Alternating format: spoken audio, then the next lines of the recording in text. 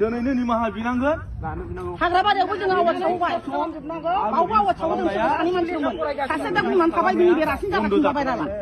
नैबे समाव बन्द जानांगौ बुजा खांबायबो जोंजों आरो दाख्लै बुजा खनजिथाया मालाय गोसथोनाय हौवाखौ लानानै शिलंआव बेरायहैदों बराफानि साइडआव हटेलाव हर थाहैदों उन्दुलायदों मालाबा मा जालायदों लाजिना लाजियाखै नोङो थग्रोद हो मोसौ लाजिना लाजियाखै गलि दंना गैया नोंहालाय रायजो समाज दंना गैया बिसोरनियालाय हा रायजो समाज दंना गैया बे खनजिथा थग्रोनहा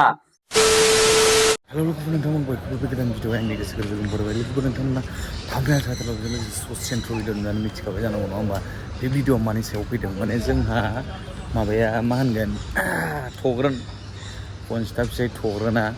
एकदम माने गावसोरनि न'खर जानाय संसार जानाय बेखौहाय अनलाइनावसो जागासिनो फेसबुकआव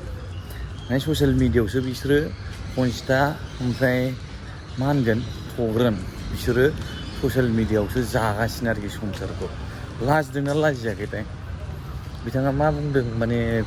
खनजिथाया जिथुनाखि गावनि हिन्जावा बबाव थांदों अबाव थांदों बेफोरखौ लानानैहाय बिथाङा माने मोनाबानो सानाबानो फुं जाबानो आपल'ड होबाय थायो आरो अब्ला बिथाङा मा बुंदों बे भिडिअखौ नायनानै लालाय खनजिथाया मालाय गोसथोनाय हौवाखौ लानानै शिलंआव बेरायहैदों बराफानि साइडआव हटेलाव हर थाहैदों उन्दुलायदों मालाबा मा जालायदों सोरनि सायावनो ओजों फिसाला सानैया गोबालाय खिलाय जागासिनो बिनि दिनसै बेखौनो फिसा गोसोखांग्रानै मा लिरनानै पस्ट हगारलाबायदों बियो फिसालाफ्रा मा जादों बेखौलाय मा मोनथियो बे सालि बैथालियालाय मानि फिसा गोसोखांदों बे दासो बैथालिया सोरजों मा जाहैबाय था नोङो शिलं भुटान मेघालय थांनानै फानग्रा जाहैदों नोङो फानाबा नोंहा जेबो ओंखाम गैखाला अब्ला लोगोफोर नोंथांमोनाथ' नुबाय नङा होमबा जोंहा नैबे माने खनजिथानि भिडिअ जानांगौ नङा होमबा खनजिथानि भिडिअखौहाय बिथाङा डाउनलड खालामनानै माने गाव भइस रेकर्ड माने भइस कभार होदों आरोखि ओमफ्राय लोगोफोर बिथाङा आं बिथांखौ सानो बिथांमोना ससियेल मिडियाआवसो संसारखौ जागासिनो ना दिनैनि थारिखआव लाजिदोंना लाजियाखै माब्लाबा बुङो सोर माने खालामनो नङा होमबा नोंथांमोना स्क्रिनाव नायबानो जाबाय सोर खालामनो खनजिथाखौ जौ फेब्ला लंथं उन्दुयो खनजिथाया दाथ' गुबुन गामियावसो दं लोगोआनो बिदिनो होग्रासो होनदां मा होनगोन नोंथांमोना मा होनगोन बे बोरमा साग्ला थग्रोनखौ मा होनगोन नोंथांमोना ओमफ्राय एकदम माब्लाबा बुङो गावनि हिन्जावखौ खालामनो नामा माब्लाबा होनो खनजिथानि गोदान भाइराल भिडिअआ मास मोनफ्रोमबो मोनसे आपल'ड जागोन नेना थाबाय था फेसबुकफोरा गरम जासिगोनलाय मालाबा बुङो खनजिथाया शिलंआव फानहैबाय बिसोरो हौवा हिन्जाव जि जादों जि जायाखै दावराव दावसि जादों जायाखै गारलाया आंहा बेवहाय बुंनांगौ जेबो गैया आङो बेखौसो बुंगोन बिथांमोना ससियेल मिडियाआवसो संसारखौ जादों नामा बिथांमोना ससियेल मिडियाआवसो न'खर खुंगासिनो नामा बोरमा साग्ला बे थग्रोन ना माग्रोन आङो बुंनो सानो बिथांमोननि गामिनि गावबुरा सेक्रेटारि रायजो राजा नोंथांमोन थांनाय समाव खनजिथाया गोरोन्थि मावनायाव जे रायजो राजाया मोजां बिसार खालामनानै फैदोंमोन खनजिथाखौ नङा होमबा फैखांनायनि उनाव सुद्रायदोंमोन साननैसो सुद्रायदोंमोन बिथाङा दिनैनि थारिखआव आङो बेखौ खावलायनो सानो खनजिथाखौ जिबायदि खालामदोंमोन थांनाय समाव रायजो राजाया थिग बेबायदिनो नैबे थग्रनखौ खालामदों दिनैनि थारिखआव बिसोरनि दारै ससियेल मिडिया गुबुंले जागासिनो मालाबा गावनि हिन्जावनि बायदिसिना ओंखारनाय मानाय बैफोरबायदि भिडिअखौनो आपल'ड होना होयो अब्ला समाजखौ बेसेबां साफा लाखिदों बिसोरबायदि मानसिया समाजखौ गुबुंले खालामगासिनो समाजखौ साफा बा समाजखौ फोसाबनाया सोरबा हारिमु आफाद सोरबा बबेबा मोनसे आफादनिल' खामानि नङा नों आं बयनिबो खामानि जायो अब्ला आं बेखौनो खावलायो दिनै बिथांमोननि थग्रननि गामिया रायजो राजाया एसे मोजां गोख्रों लादो ना सारोन हगारबाय नामा थग्रन खनजिथामोननि न'खरखौ बा थग्रनखौ खनजिथाखौ अबेबा लामा सामा सारोन हगारनाय बायदि हगारना दोनबाय नामा बेखायनो दिनैनि थारिखआव बिस्रा एकदम ससियेल मिडियायाव गोसो जाबानो बायदिसिना बुङो गोसो जाबानो बायदिसिना बुङै बुङै लिरना हगारो सारोन गलि गैयै मोसौ जाबाय नामा बिसोरो बेखायनो दिनैनि थारिखआव बिसोरो एकदम गोसो बायदि होगासिनो बिसिनि थाखाय दिनैनि थारिखआव गामिनि रायजो राजा लासिं सिं जादों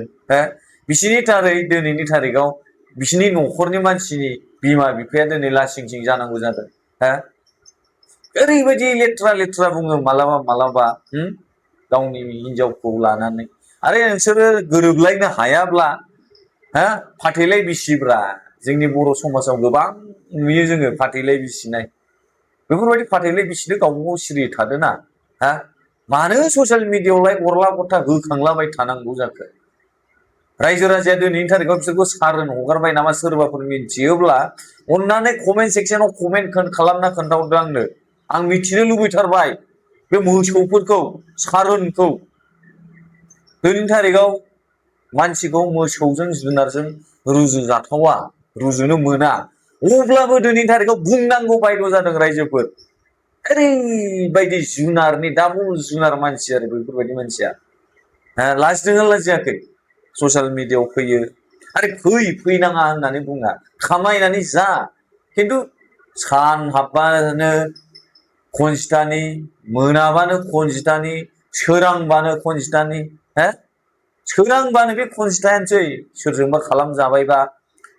फाननो थांदों अबेयावबा सोरबाफोर खालामनो गोसोबा खालाम जुमाय फेबाथाय लंथंसो उन्दुयो खनजिथाया खालाम मा बोरमा बासा बेफोरलाय लाजिना लाजियाखै नोङो थग्रोन मोसौ लाजिना लाजियाखै गलि दंना गैया नोंहालाय रायजो समाज दंना गैया बिसोरनियालाय रायजो समाज दंना गैया बे खनजिथा थग्रोनहा दिनैनि थारिखआव सोरांबानो हौवा हिनजावनि न'खरनि फेमिलिनि दावराव दावसि जालायनाय नांलाय खमलाय जालायनायखौ ससियेल मिडियायाव आपल'ड होबाय थानो सोरांबानो खनजिथा मोनाबानो खनजिथानि बेखौनो आङो खावलायनो सानो थांनाय समाव जिबायदि खनजिथाखौ खालामदोंमोन खनजिथानि गामिनि रायजो राजाया मिटिं खालामनानै फंसे फंनै सालथाब सुलथाब होनानै बेबायदि खालामदोंमोन समाय लाहोलायदोंमोन दा दिनै बै समाव खनजिथाखौ समाय लाहोदोंमोन रायजो राजाया मोजां जादों आरो दिनैनि थारिखआव बै समाय लानाय लेखा फराया बहा थांखो दिनैनि थारिखआव बेफोरबायदिनो जागासिनो बेसेबां बोसोरा बारलांबाय रायजो राजाया आखायाव लादोंना लायाखै दिनै बिसिनि थाखाय नोंसिनि रायजो राजा गामिनि मानसिफ्रा लासिं सिं जादोंब्रा बेखायनो मोजां एक्सन ला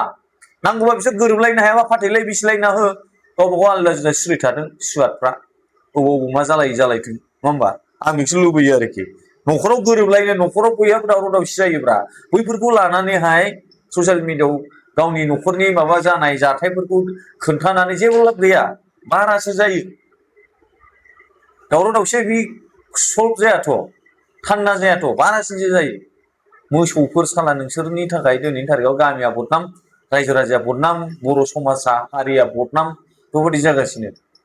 अब्ला लोगोफोर आं बे भिडिअखौ बेयावनो फोजोबनो सानबाय आङो रिकुवेस्ट खालामो थग्राननि गामिनि रायजो राजाखौहाय रायजो राजा गामिनि आइ आफा बिदा फंबाय बिब' बिनानावमोनखौहाय बिथांमोनखौ एसे मोजाङै बिसार खालामदो फोजोबना हो बिसोर गोजोनलायनाय गोरोबलायनो हायाब्ला आरो गोरोबलायनो हायोबा बेबायदि ससियेल मिडियायाव फैनानै बेफोरबायदि दा होबाय थाथोंसै ना बेयो मोनसे बिजनेससो खालामदों नामा बिसोरो बे भिडिअखौ बेयाव फोजोबबाय लोगोफोर भिडिअखौ हाजासे शेयार खालामना हो जाहाथे बिथांमोननि गामिसिम मोनहैनाय बायदि थेंक इउ सो माच फर वाचिं माय भिडिअ लाभ इउ अल बाय बाय